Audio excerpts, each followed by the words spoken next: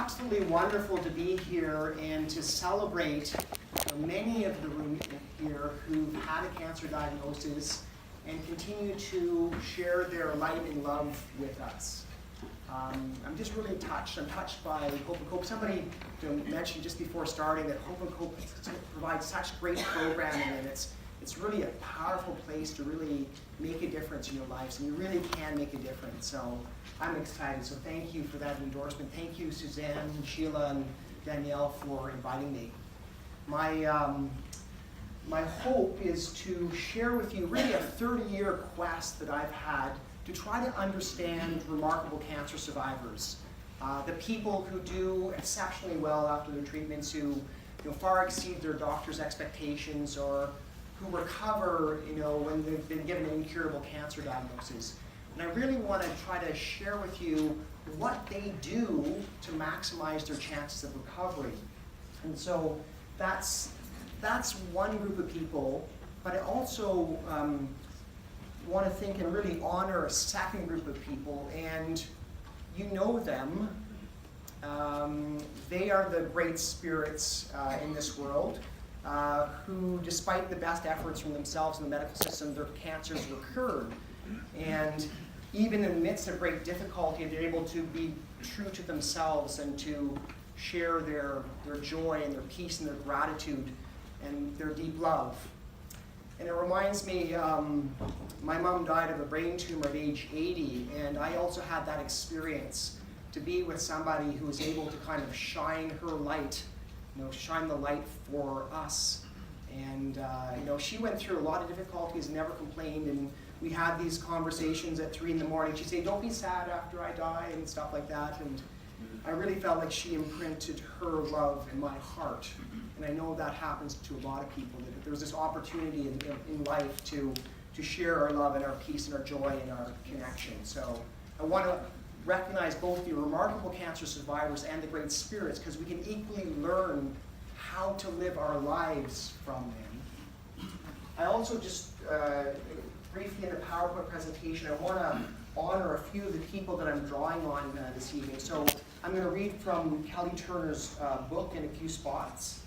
And Alistair Cunningham, actually he's a cancer survivor himself, colon cancer, metastatic to lymph nodes, had about a 30% chance of cure, had a kind of spiritual experience and changed his life around from being a kind of molecular biologist to running the Healing Journey program at the University of Toronto. He's done that for about 30 years now. And so I'm going to draw on his teachings and his actual science of that. And on the right side of the screen is a gent I met about 20 years ago, Dr. Timothy Walker, who I do the weekend retreats with. And frankly, I've stood on his coattails, or pulled on his coattails. His teachings have had a profound influence on my own spiritual life. So I want to honor Tim there. And lastly, I want to start at the beginning, which is how I became interested in integrative oncology by reading this book in the 1980s. I'm telling you all that because I'm going to actually give those names to you afterwards, so you don't have to scribble away right now. And also, we're recording the talk on YouTube, and we'll share the link with Hope and Cope, and that can get blasted out to a much wider audience. But I wanted to just kind of turn off the screen for now. So when I was a medical student in the 1980s, I didn't know what kind of physician I wanted to be, and I thought about psychiatry. I was interested in people who had issues around addictions. And Bernie's book, have you ever had that experience, kind of the book chooses the reader, book kind of falls off the shelf? The universe had a plan, it was for me to read that book. So Bernie was a Ivy League surgeon, but also a pioneer in support groups. And something deep within him said, share that wisdom of all the people that he's worked with. And he came up with this idea of his exceptional cancer patients. And they're the same ones, the remarkable cancer survivors. And I actually take exception to exceptional cancer patients, because really, I think we all have that capacity to do exceptionally well. But what he noticed was there were certain attributes of people who did extremely well after cancer diagnosis. like tumors shrunk away super quickly or got through super difficult treatments, and the radical remission, the spontaneous remission. And he's also drawing on the kind of science and literature. But he noticed that there were certain attributes of these remarkable survivors. And the first one was that they were truly able to accept their situation. And I'll talk about acceptance in a moment through a larger story, but the idea is acceptance is not resignation, not giving up, not abdicating your responsibility to empower yourself. Acceptance is starting here and now as your starting point, starting afresh and working from there. I'm going to talk about acceptance because it's such a powerful concept. Bernie's second of many attributes was the remarkable cancer survivors no longer viewed recurrence of cancer or even death as a failure. Now, it seems paradoxical, and we're going to talk about this kind of idea of paradox, but essentially they put their energy into the things that they could control, right? So their relationship, their attitude, expressing gratitude, sharing their love and spirit with the world. And it's paradoxical because I do want you to be there. I do want you to have that maximum recovery, that quality of life, et cetera, longevity, whatever it's going to be for you. But they didn't put their energy there. And in Kelly's book, it's actually, so I'll do the quick aside to explain her book. So she's a PhD who became very interested in people who had undergone a spontaneous remission. And so she's interviewed over 200 people who essentially, the medical system says we can't cure you, or that the person decided to forego medicine and so on. And so she interviewed these 200 people, and she drew on the literature of 1,000 other cases of people who've had this incredible recovery after cancer. And she put on the tape recorder and she asked the one question, why do you think you healed? And then she simply listened, and then she transcribed the interviews and pulled out in a scientific fashion. Turns out to be 75 different factors that were within these 200 interviews. And she noticed that there were 9 factors that were very common. Like almost everybody among the 200 followed those 9 factors. And I am going to share with you all 9 factors, but one of them really has to do with this strong reason for living, having a strong reason to live.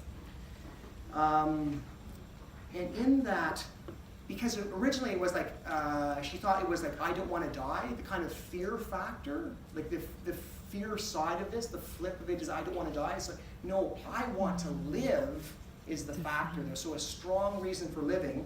And I'm sharing this with you because it talks about this kind of paradox of not worrying about the outcome. So here it is. So she writes,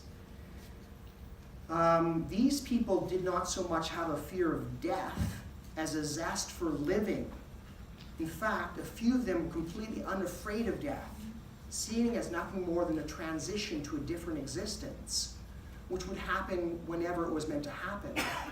But until it happened, though, these people were very excited about the things they still wanted to do while they were alive in their bodies, right? So letting go of the things you can't control, putting your energy into things that you can control. And I also just want to share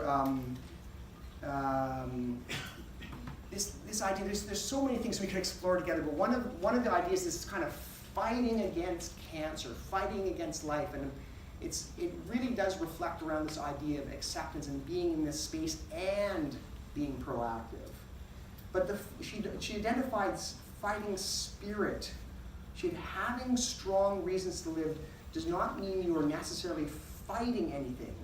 Instead, you are focused on things that bring you joy, meaning, and happiness, right? Putting your energy into the things that you can control. It's like you're sending a meta message. The fact that you came here tonight to listen to this talk is also sending a meta message about wanting to get stronger, heal, recover, right? And so hats off to all of you for doing this evening.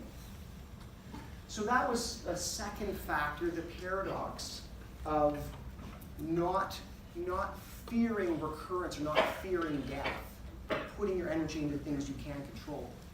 The third factor that Bernie talked about was this idea that his remarkable survivors, or his exceptional cancer patients, which he called them, looked at cancer as an opportunity for growth, a catalyst for growth and psychological and spiritual healing. Right? So this is what they call recasting. And so over the last 30 years, I've also become much more interested in neuroscience. And also there's a whole field of positive psychology, which, and I'll tell you the kind of lay science of this one. There were a couple of corporate trainers, Foster and Hicks, that became very interested in the happiest people. What are the attributes of the happiest people? And they match very, very closely to the remarkable cancer survivors. And Foster and Hicks traveled the world, and they thought that there'd be culture-specific attributes of the happiest people. And what they found, when they would walk into a village, they would go up to the first person and they'd say, point me to the happiest person in this village. And inevitably they get pushed on, and they finally end up at Uncle Giuseppe or Auntie Maria's door. They would knock on the door, get invited in for tea, and they would interview these people. And again, it was very, very consistent what the attributes of the happiest people. And so the one that I'm talking about here is what they call recasting. And I love this phrase, so I'm gonna just kind of read it here. So it's the ability to transform stressful problems into trauma into something that's meaningful and important. Right? So how do we choose? I mean, maybe in the midst of difficulty, but you choose to express your love and connection in the midst of the most difficult stuff. And I want to read out some of the other attributes. Setting of intention, which we're about to do. Accountability. So meaning we don't blame others or the world for what's happening. We have an internal state that we're responsible for. Centrality, which also is like authenticity to yourself. Alistair Cunningham speaks of this. Gratitude or appreciation. Giving without expecting something in return. Truthfulness. And lastly, options. Open to new possibilities. And we're going to have some fun tonight too. So, open to new possibilities. So I trained as a classic Western physician. In the 1980s, was pretty hard-nosed science. Information, diagnosis, treatment. That was me in the 1980s. And then what I began to recognize, I'm starting to feel it right now, is that there's something that transcends that we share together. And we're talking about open to new possibilities. So if you would, and if you can, I want you guys to stand up. We're going to do a little Qigong together. All right? So a little stretch. Great to start things out. So, all right. So, shoulder. You can sit down. You can kind of visualize. You can actually do it from sitting position as well if you want to stay sitting. Shoulder, feet, shoulder width to wide. Kind of gunsling your arms. Your heart is brought up a little bit to there. I want you to bring your attention to your breath in your body. You're bringing your consciousness, or you're bringing the chi energy into your body as we're doing this exercise. So breathing in through your nose and raising your arms like a zombie, and breathing out through your mouth. Bring your attention back to your body and back to your breath. Oh, it's so beautiful to watch from this perspective. Honest to God, it's really good. And again. So we're inviting in the universal chi into your body. We're grounding and releasing the negative stuff. One more again. Ah, that feels so good. Ah, thank you. Thank you. Really appreciate it. You can have a sit again. Right? So openness. Openness to possibility. Openness to, there might be chi energy that could actually make a difference in your life. It's possible. And you don't have to agree with everything that I say, or the techniques, or the ideas that I'm presenting. So just work with what works for you. The fourth of Bernie's attributes was that people were really willing to take care of themselves. It's what I call self-love or self-care. And so I'm reading this in the 1980s, not recognizing that 25 years later I read a book called Self-Compassion by Christian Neff. around the science of self-compassion. The truth is, if you're caring and compassionate to yourself, you're more likely to make those changes. Right? So if we beat up and are harsh and are guilty when we don't exercise, for instance, we're less likely to exercise the next time. So self-love, self-care is an attribute of the remarkable cancer survivors. Put your oxygen mask on first in order to serve others. So the image that I have from that one was a support group from, 15, 18 years ago, getting old. I was there, and there was a woman who stood up on, I think, a Saturday morning at the retreat, and she says, I have a ritual. Every morning I visualize that there's a cup in the middle of my chest, and I visualize that I'm pouring in the light of loving kindness into my cup. So as I visualize and pouring in the loving kindness, and it fills up my body, visualize more, and pouring in, it fills up my psyche and my emotions, fills up my mind. The light of loving kindness is drawing into her body, fills up her spirit. She says, only at that point does the cup overfloweth, right? When she takes care of herself, then she's better able to extend a hand to somebody, or to give a hug and to receive a hug, right? Self-love, self-care. So, so, so important. It's okay. I know we're wired to be compassionate to others, but really take care of yourselves. It's a theme I've seen for 25 plus years now. So after I read Bernie's book, I knew that I wanted to be an oncologist. I wanted to run support groups, and I wanted to be standing here connecting with you. And everything I've garnered from all these teachers and the thousands of people is to be able to share with you as best I can. So, all right. So back to acceptance. So the idea is, instead of struggling with reality and being frustrated, and the one core belief is the world should not be this way, or this should not have happened. And if we can let go, it's like you're letting go a whole layer of suffering. You're letting go of the shackles that freeze you and freeze your life force energy. That kind of clustered, frustrated, angry feeling gets dissipated, and your natural healing capacity can get released when you come to that more peaceful state.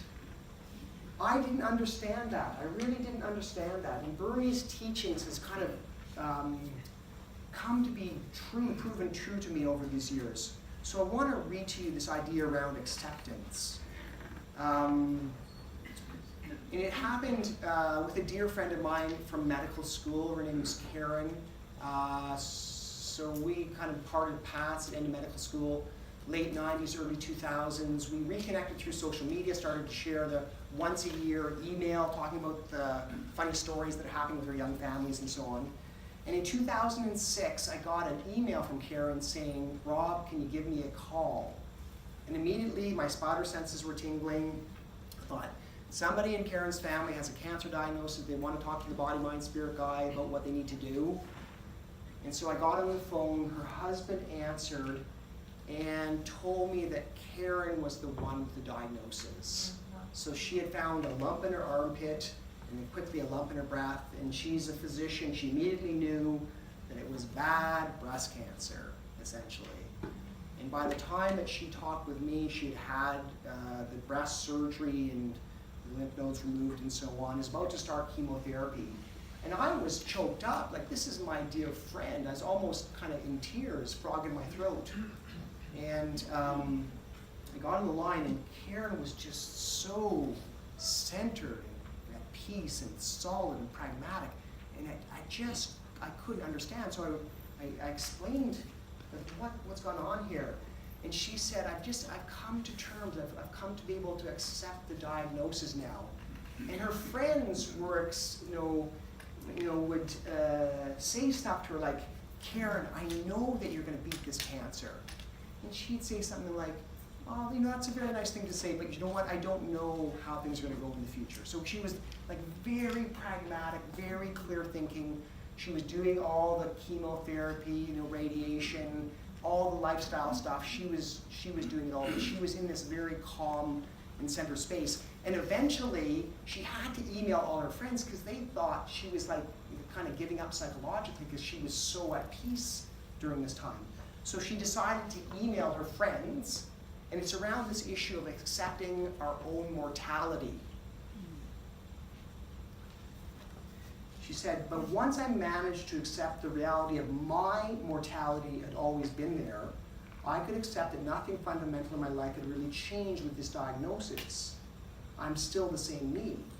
My life has not changed drastically or dramatically. I'm still here. I was not hit by a bus. My loved ones are still around me. Unbelievably, I can honestly say that I'm as happy now as I was 5 weeks ago. I am, even in this moment, missing a body part or two, hair about to fall out, completely and utterly whole. And then she goes on to write, and this allows me to see that the last few weeks and the year ahead as the steps towards, rather than the plunge from, true wellness. Later in the email, she said, I suffered a couple days of despair after the diagnosis. So that's really unusual. Most people are freaked out of their tree for about 2 months. She was able to transition in about 2 days. It's really very remarkable. But since then, I've known that I will be okay. Maybe not okay in a way that I would have defined 5 weeks ago, but in a bigger sense. I felt that while I cannot be positive I will beat this, I can be positive that I'll have the courage to face what is ahead. I'm positive that I'll have the support from my loved ones, the expertise from my doctors, and ultimately the grace from God to ensure that this turn in the road will not be a negative force in my life. And I believe all that, and still believe that from deep within my soul. Here it is though. But in the last 2 weeks, something else has crept in. I'm starting to believe, or want to believe, that I will beat this in the conventional sense. I'm starting to demand it of myself and to ask it of God. There is a proportion of women who survive breast cancer at my stage, so why not me? Karen is very well now, 13 years later. She'd have like a little 13 on her badge right now. She's listening tonight. But it's about acceptance and the tension. Acceptance is not resignation. Acceptance is not giving up. It's the tension of also being proactive, of doing the work that helps the healing process.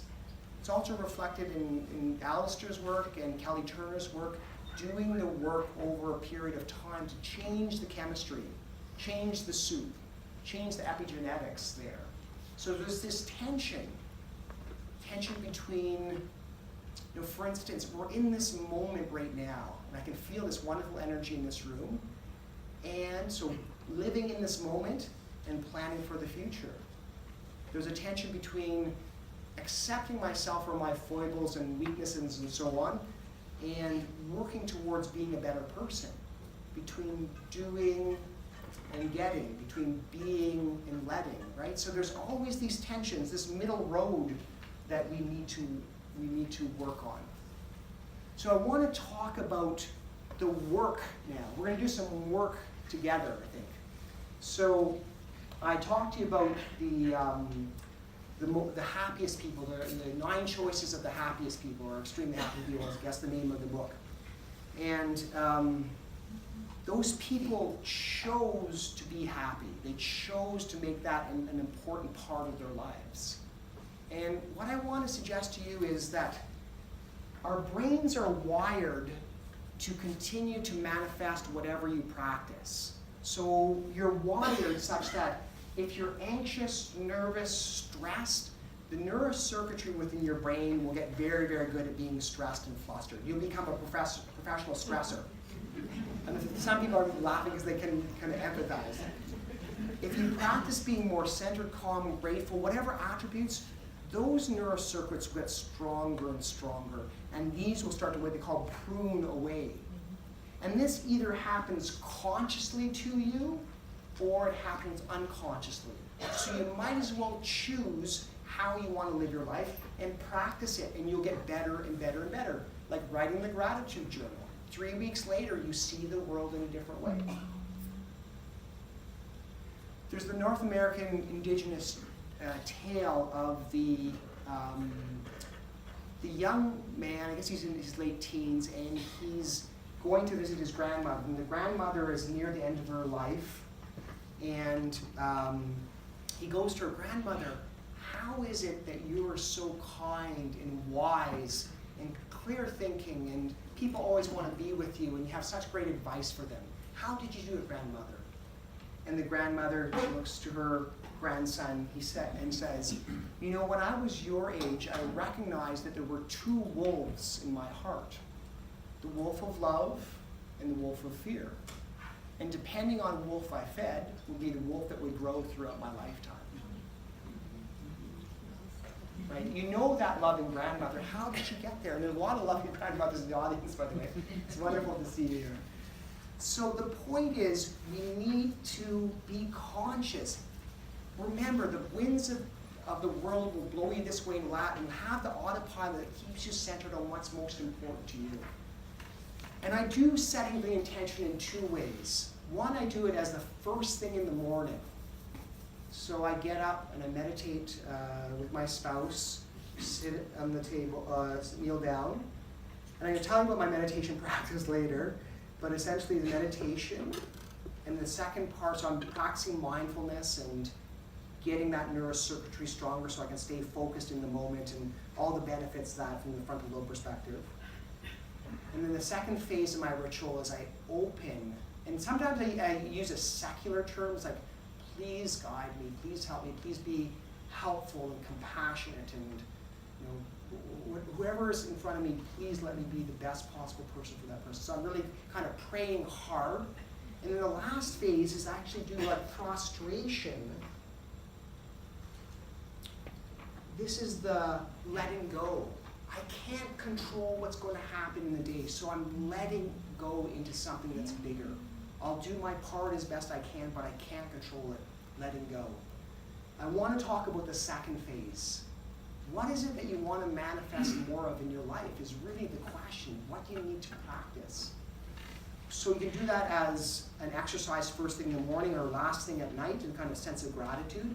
Or you can go do that walking into a difficult situation and walking into your doctor's appointment so you can stay grounded. Like, what are the attributes you want to be in that moment, right? You're about to talk to your physician.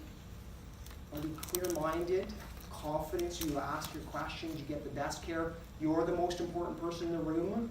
There you have that attitude, right? So in the difficult situations, you're about to give a presentation, you're about to have a difficult discussion with a family member or a friend or a colleague at work, set your intention. Keep remembering what's most important to you. Okay, so that's a big warm-up to say that we're going to actually set an intention together right now. So let's do some practice. If you would, follow along in the way that feels best for you. If you can, want to bring yourself off the back of the chair so you're not leaning against the back of your chair. You can lean forward a little bit and then come to center. This is what I call body up. When you allow your body to feel strong and centered and grounded, it sends a signal to your brain to say, "I have confidence, I have strength, I can do this." So you take your seat. This is your life. Take your seat right now. Bring your hearts up to the sky, the top of your head to the sky. So this is about a 3 or 4 minute meditation and then visualization. Follow along in the way that feels right for you. First thing, bring your consciousness into your body. Just become conscious of being grounded in your physical form. The sense of the feet being connected with the floor. The weight of the hands and the knees. Weight of the body in the chair. Bring your attention to your backbone.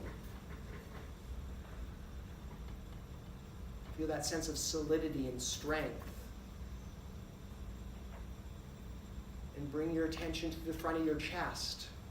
That kind of sense of warmth, compassion, even a rawness or vulnerability.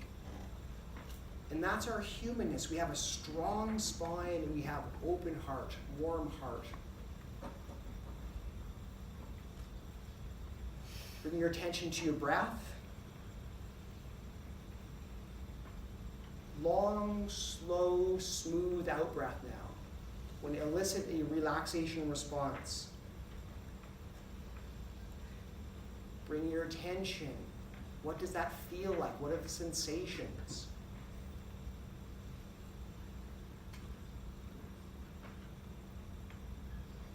You're inviting in a sense of peace and calm. Very nice. Okay, now we'll start the visualization. You can close your eyes if you want to. I prefer oftentimes to visualize eyes open, whatever feels good. Bring your attention to the heart level and generate a sense of compassion, a sense of caring.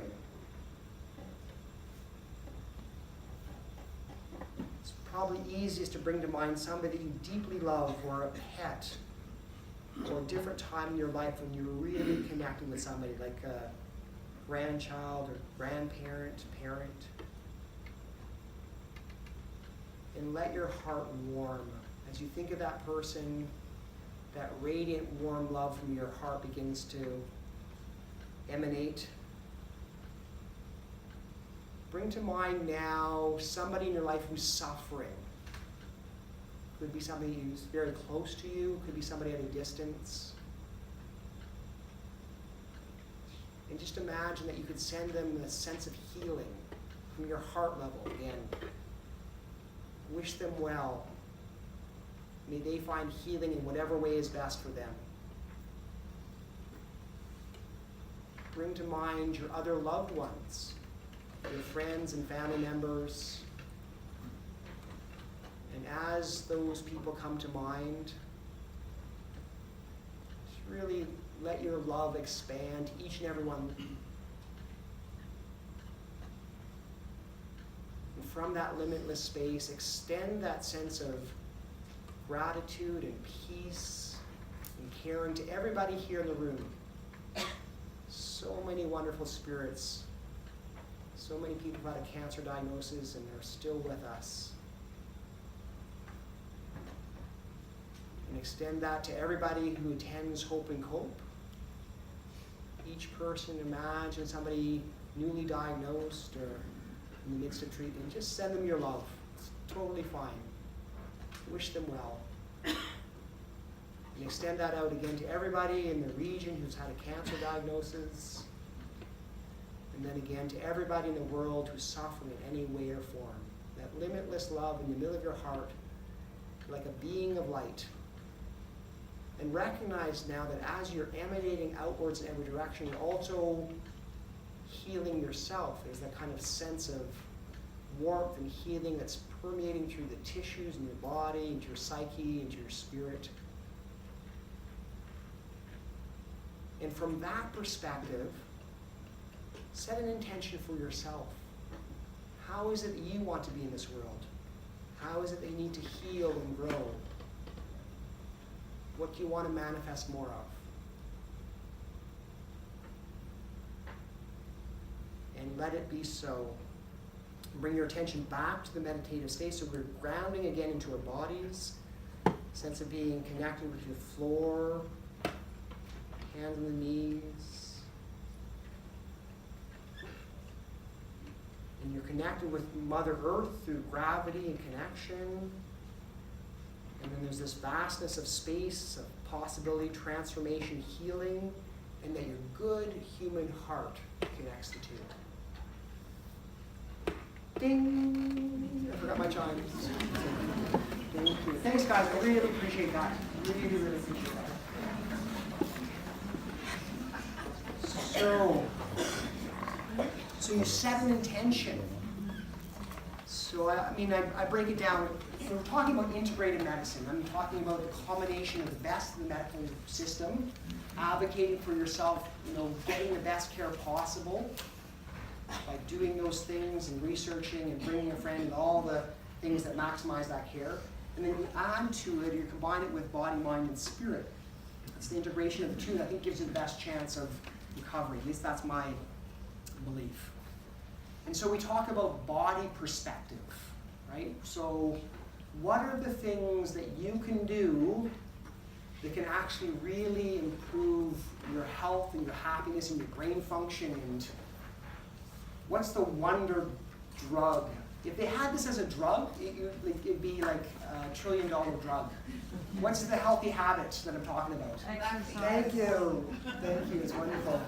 Yeah, I mean, there are the 5. I mean, we're not going to necessarily go through it. Exercise, diet, maintain a reasonable weight, sleep hygiene. We could have a whole talk around that, and meditation. But we're going to talk about exercise first. So again, if you can and want to, can I have you stand up? Yeah, thank you. Danielle, give me 10 extra minutes if I could keep you engaged. So, 5, sorry, 7 minutes, 7 extra minutes. So while we're doing this, I want you to do squats to the degree that feels good for you. How much exercise do you need to do in a week? 30 minutes a day. 30 minutes a day. How hard? Slightly short of breath. 30 minutes a day. Right? What do you need to combine on aerobic exercise? So what else other than aerobic exercise? Wait, thank you, you got it. That was very fast. That was the fastest I've ever been through that. You guys can have a sit again. So I will explain it. So strength exercise, right? So you're doing 150 minutes, but if you actually do the squats, you engage the muscles, 30 minutes twice a week, 8 to 10 muscle groups, 8 to 10 reps, 2 sets. And I just think that it also has a profound influence on your brain function. And I could rant for about 15 minutes on exercise and really why it's so important. But I also just think of it from a kind of, again, a metaphysical point of view. You have this kind of tension, anger, frustration, anxiety, fear, and you focus it into something that will make you feel stronger and happier. Release the happy hormones, get you a better night's sleep, get you more energy, right? And that kind of first 2 minutes in, right? And it's like, oh, it just feels a little bit awkward and a little bit nauseous. Oh, it just doesn't feel very good. What you do is you focus your spirit in that moment. And what you're saying is, I want to live. I want to get stronger. I want to recover. I want to heal. That's the meta message you're doing when you get out there and exercise. And I also think of it from a kind of evolutionary perspective. You're tricking your whole system by exercising, because we lived in tribes for tens and tens of thousands of years, and if you were still gathering fruits or hunting with the guys or whatever it is out there in your tribe, it means that the tribe needed you, and your body knew that. And so when you're exercising, all those chemicals are being released to say, the tribe needs you, you need to stay alive, and all that energy is released in terms of a positive factor. And there's brain function, brain-derived growth factors released by exercise. You're getting off the point. It'll be like 10 minutes later. Anyways, I want to read a story, because this is about the remarkable cancer survivors. And it's the story of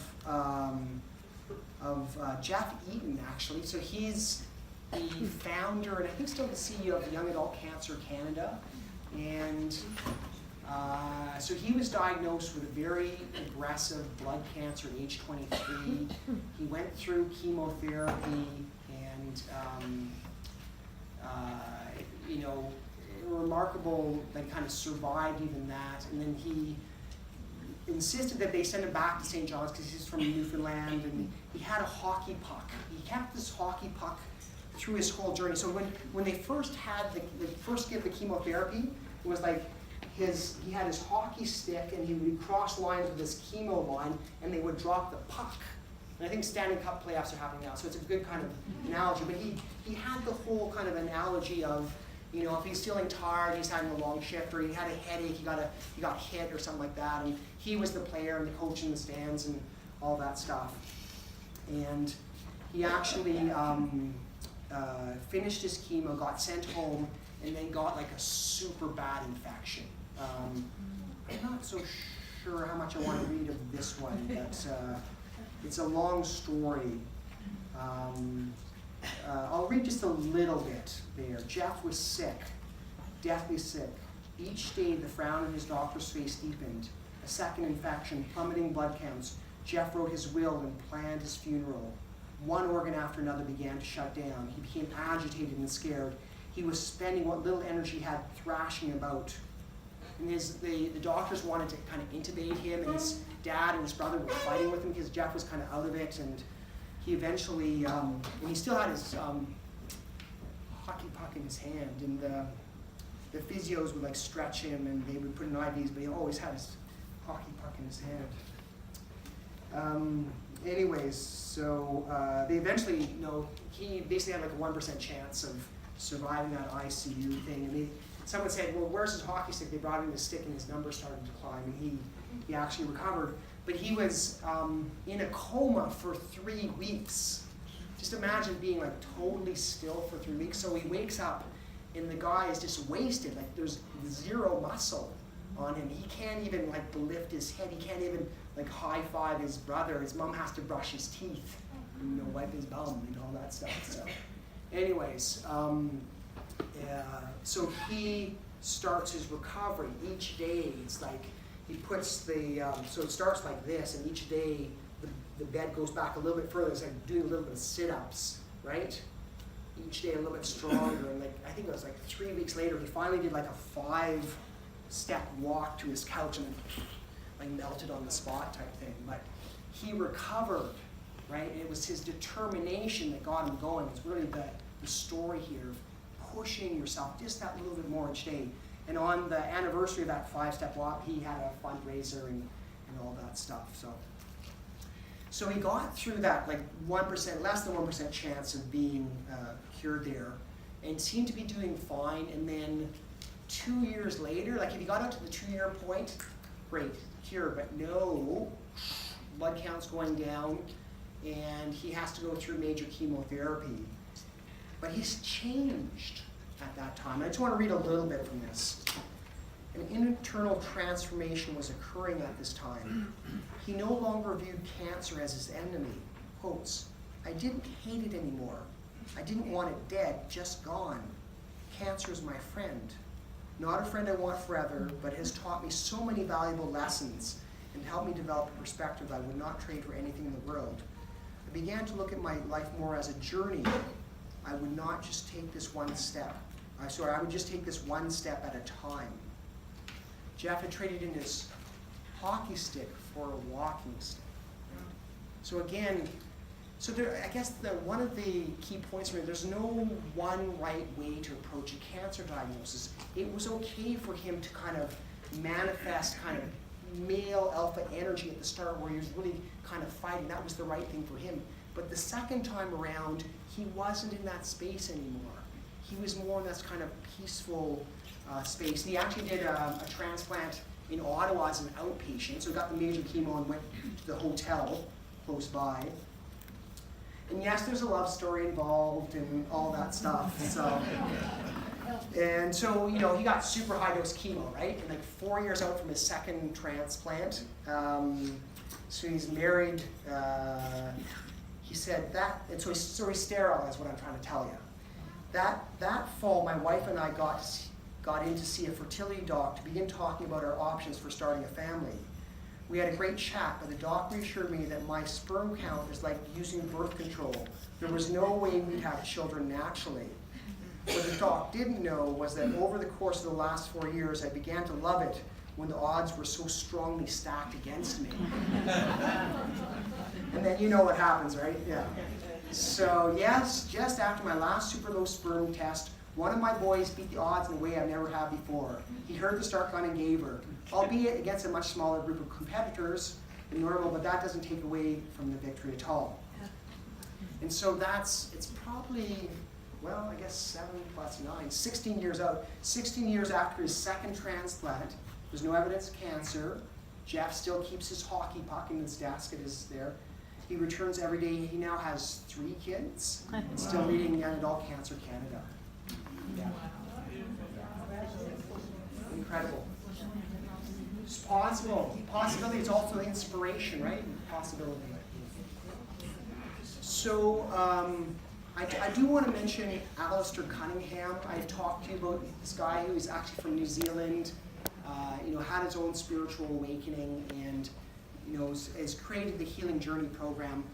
He actually did more of the science. He's the strongest scientist amongst everybody I'm mentioning there. In one of his studies, he looked at people who were all given a kind of incurable diagnosis. And he had the physicians review the charts, and they all on average were meant to live about a year. It was really the prediction. And then they were going through this journey program, and what he noticed scientifically was the people with the highest involvement were the people that were much likely to live longer. So in fact, it was a factor of 3. The people with low involvement, they matched exactly the doctor's predictions at about a year. And the people that had the highest involvement, like they did their work, they meditated, they exercised, they did the social connection, they did the gratitude, they did their work, which is what I'm trying to get to. They did their work. They lived on average 3 years. And he said within that group, there were also remarkable cancer survivors. He said a few of the patients were given, they all had metastatic cancer, but they were sending him cards 20 plus years later, right? So that's like the total home run patients having done their work. And Alistair talks about the A's, authenticity. So you're listening to what feels right for you, your intuition, your understanding. You're being guided by your inner light, your inner guide. Autonomy, meaning you do the work, you're actually doing your own action. Action and acceptance. All of his A's have come out to be true. So I want to talk about the fifth factor. So we're talking about mind, and it's the kind of overlap between the body and the mind, and that's meditation, or practicing relaxation response, right? In fact, because I want my full 7 minutes, can we all stand up for a second here? So we're going to do a relaxation exercise. This is what you're going to do in the midst of the sudden stress, fluster, anger, when you recognize that you're in the fear mode, press the pause button. Because almost always you do not have to snatch the child from underneath the car, right? Press the pause button. And I want you to put your hands on your lower abdomen. And I want you to pay attention quite closely to the sensations in your body. Right, so you're letting go of the chattering, catastrophizing mind that's causing you to feel stressed and anxious. You're focusing on the sensations of the body. You're using interoception. You're getting back into your frontal lobe. I want you to take 4 slow, long breaths, especially slow and long in the out-breath. So breathing in, and then slow, smooth, long out-breath. Like it might be a count of 3 or 4 in, but then a count of 6 or 8 out. Keep going and watch very carefully.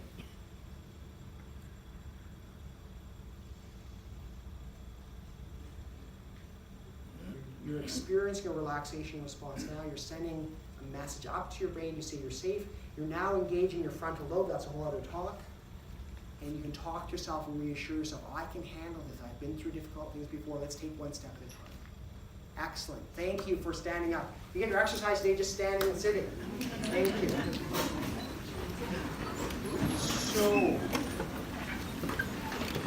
So this is mindfulness. The first part of my meditation is around mindfulness. There goes my chattering mind. I'm thinking about what's going to happen. Bringing my attention back. I thought about what happened yesterday. I'm such a goof. Why did I do that? Bringing my attention back. What I have to do this afternoon. Mindfulness, bringing your attention back. You need the mindfulness to watch yourself. Watch the sensations, watch the feelings, watch the thoughts. What's happening? Introspection. Did I just see that? Did I just talk to myself like that? This is not going to work out, or I'm a total failure, or whatever the line is. When you recognize, so I'm just going to repeat the teaching now. The sooner you recognize it, the easier it is to settle down. You see that? Press the pause button. And what you're going to do is let go of the cause. You're scaring yourself unnecessarily. you're going to make good decisions. You're going to be in a more central place and you'll be able to make a good decision there. So let go of the thinking. How do you let go of the thinking? By becoming very curious of the sensations. What does that feel like?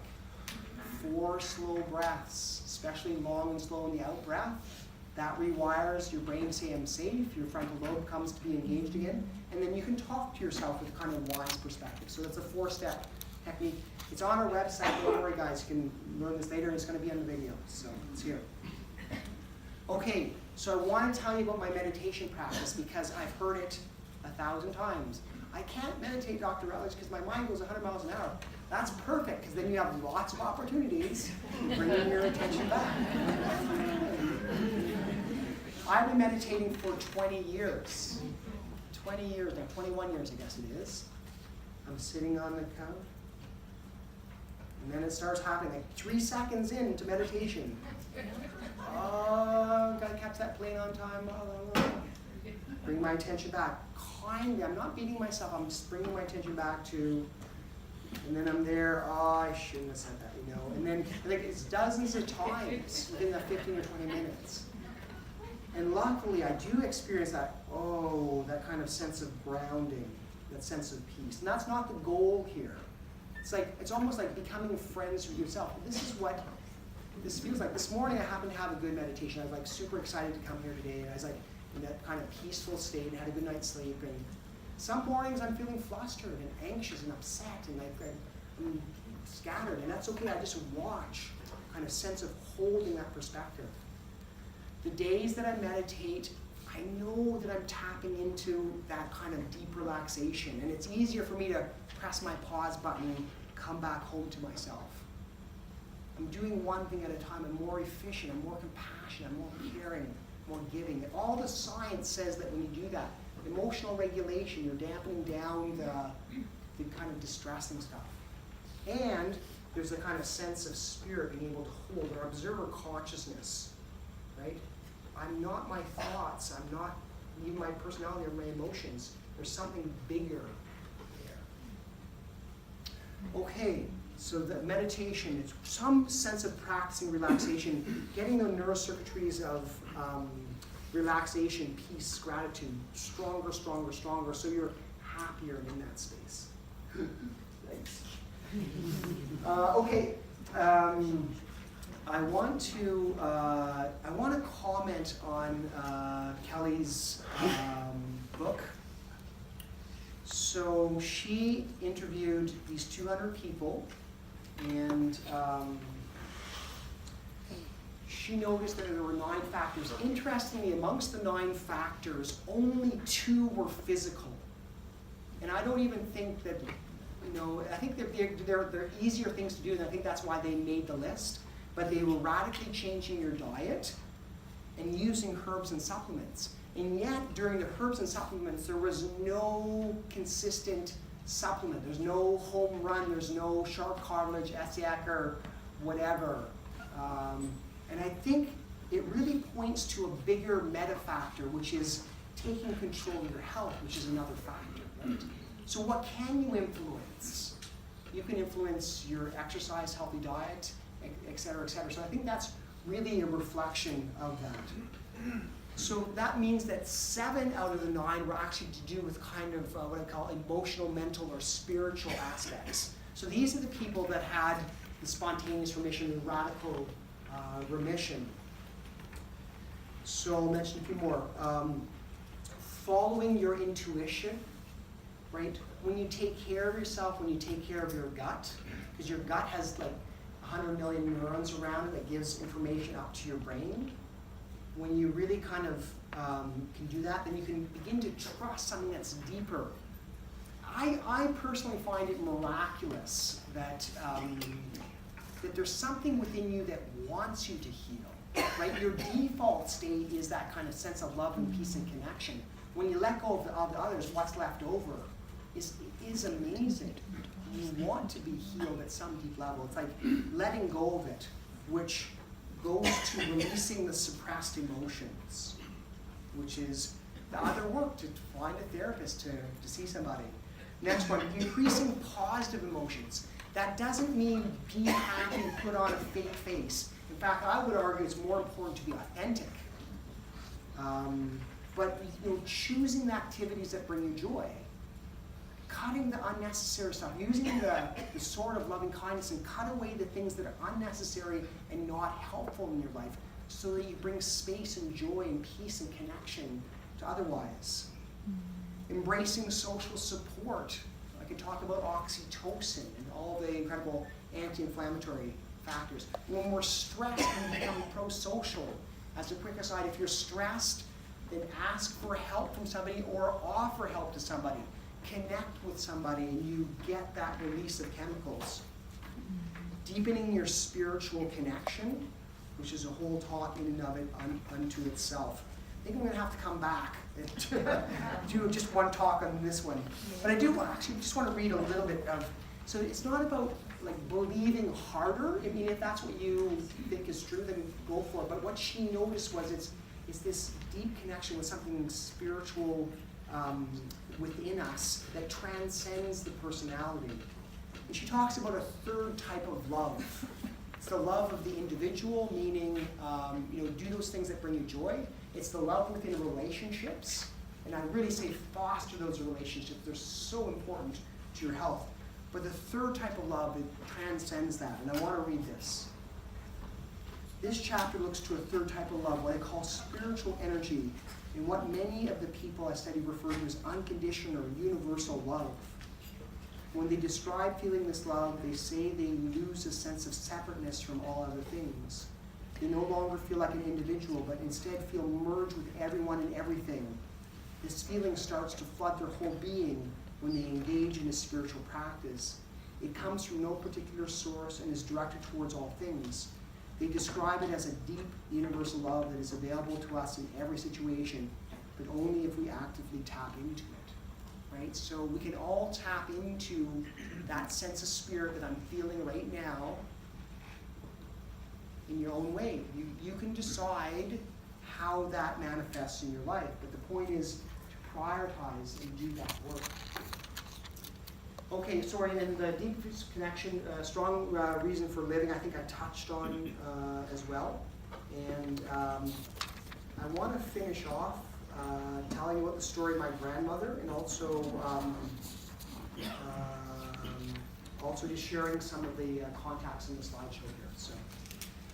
So what I'd say around the spiritual side is that there is an element within your character that can hold whatever is happening, right? So you can be suffering from a psychological perspective, really upset, but the spiritual level of yourself is a much more peaceful and connected and loving state. And you can feel those both at the same time, right? When you practice, connect with that. And so this is the story of my grandmother. So I talked about my mom right at the start. My mom died in the same kind of manner, nursing home, as my grandmother. And this has to do with the element of spirituality, the element of this beingness that connects us right now, that transcends the personality.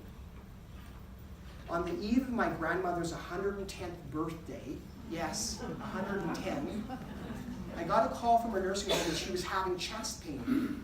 I was worried she was having a heart attack and wouldn't make it to the big celebration that was being organized for the next day. That would be a shame because my grandmother was an amazing woman in many ways. She lived in her own apartment till 107. Yeah, in fact, at age 100, she applied for a nursing home and they kicked her off the list. She was too healthy. Sorry, honey, not the bus for you. She composed poetry up until her final months and was an exceptional conversationalist for the many visitors. At 109, she pledged herself that she made 110, she'd dance on the tables. That's my grandma. No, unfortunately, her health kind of deteriorated during that year, so she was mostly bedbound up into a wheelchair during that time. But I was where she had having chest pain, right? And there was like a party of 200 people the next day. I rushed over to the manor to see how sick she was. When I got to her floor, I could hear the sounds of a lively violin coming from her room. 3 of her great-grandchildren, who are all excellent musicians, were serenading her with songs both lively and poignant. Forgetting about the symptom of chest pain which brought me there, I sat back and listened. The lyrics of one soft song started with, "The birds have flown away." Listening to the beautiful harmony of their young voices, I began to quietly cry, realizing this would be one of the last memories I'd have of this extraordinary woman. Grandma lay in her bed with a smile as broad as her face. As a doctor, I could tell that her body was very weak, and she would not live much longer, like not more than a few weeks or a month or whatever. But there she was, looking so happy, at peace, and absorbing every moment to the fullest. And more than that, there seemed to be a glow emanating from her that lit the room with warmth and joy. I've experienced that same feeling at the bedside of many people who release themselves into something so deep and mysterious that their inner light was obvious to everyone. Whenever this has happened, I've walked away from a simple conversation, light on my feet, with the feeling that my heart had been stretched open. My grandmother reminded me that a deep connection to spirit is possible even as the body is fading away and turning to dust. Over my years as a doctor, I've seen many of my patients were able to let go into their spiritual realm, no longer identifying so closely with their bodies or even their personalities. Something like a pain crisis might dim their light, but once the pain was under control, they could settle their minds and the brilliant light of their spirit could shine through again. I remember a young mother I treated during her initial breast cancer diagnosis and again after it recurred. She had such exuberance for life regardless of her physical health. She had to delay her initial radiotherapy session because she had torn open her mastectomy sutures during a snowball fight with her kids. She was funky.